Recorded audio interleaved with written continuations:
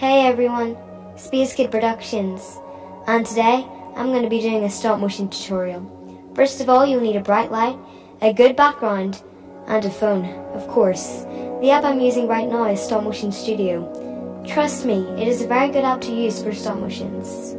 Now that we've got everything set up, all we need to do is move the dinosaur and get ready to take the photos of it.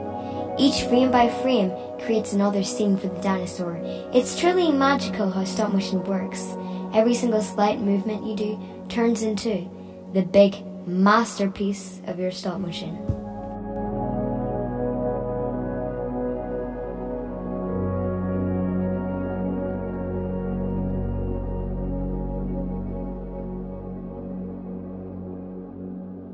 And here is our finished product.